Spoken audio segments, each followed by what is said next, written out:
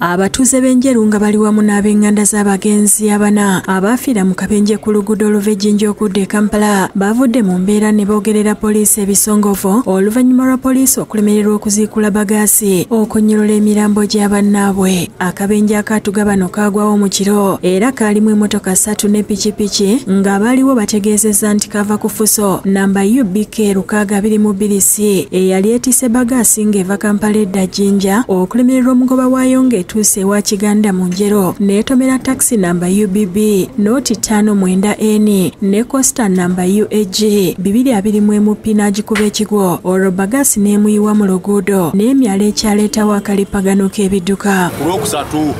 bali bagenze kugula ebintu ku Nairo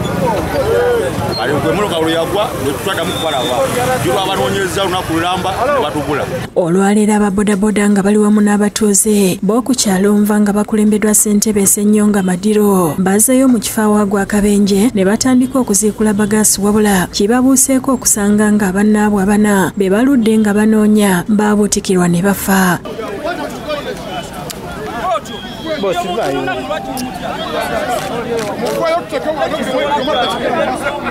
Netukomawo wane netubagamba mutukkirize tukebereko wano wansi batugamba abantu tewaliiwo omukazi oba ye DPS natugamba tekuliko kibantu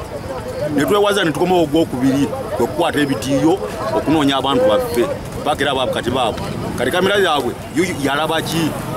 tetwebuuza. Abagenzi kuliko maama Hadija Namuwongo ow'emyaka 4 n'abaana be okuli Shafiq Lubego ow'emyaka 6 ne Nasiba Tapa ow'emyaka 8 nga bano batuuze b'Ekyabagu mu Njeru Division okwosaako omusajja Wakabi Umar ow'emyaka 48 omuvuzi wa bodaboda era ne pikipiki ye namba UDT 170 ne helmet nabyo biziikuddwa mu bagaasi. Kyokka boogeredde poliisi ebisongovu olw'okusooka okutegeeza nti abantu 3 bokka be baakosebwa songa bannaabwe emirambo gyabwe gyaziikibwa. Tusaba gavumenti yereete ekimotoka sikaveta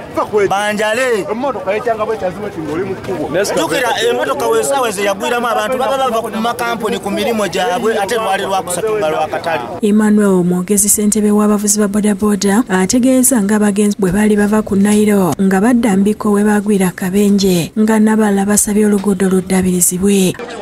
Nti Mukama atuyambye netusangamu omukyala n'abaana oluvannyuma nosanga n'owa bodaboda yali abaleeta okuva ku Nairo okubaza ku kyalo kyabwe. Balipotinga abantu 3 nti be bakosebwa mu kabenje kano era bano bonna abantu babano bafubana okubajjanjaba kumbe wansi wano waliwo abantu babano bantu kajino obuzibu bwennyini gimaze wenda kunnya obuzibu bwennyini ekkubo lino ligenda kututta litumalewo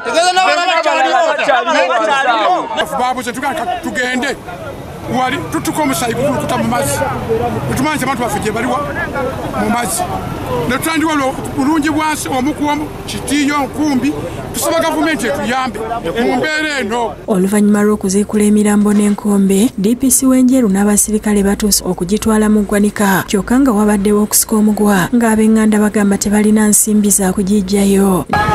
era nga basaba nti bo ng'abantu tebalina ssente ze bagenda kuwa muki mochale kigenda kola ki tujja kusanga tumunyonyonye nti awaliwo emergency ate kyabaddewo ekitebwe ate bekolebwa okuva e Kenya egende e Tanzania egende e Rwanda egende e Burundi bonna bayita wano naye lwaki temutuyamba mutereze kubulira. Oluvannyuma weetiiye zituuse ne zongera okuziikula bagaasi ono okakasa oba nga teriyo balala baabuutikirwa naye nga mpaawo gwezudde. Emmanuel Baluksa yakusakidde eggulire lino ku Rabukedde TV.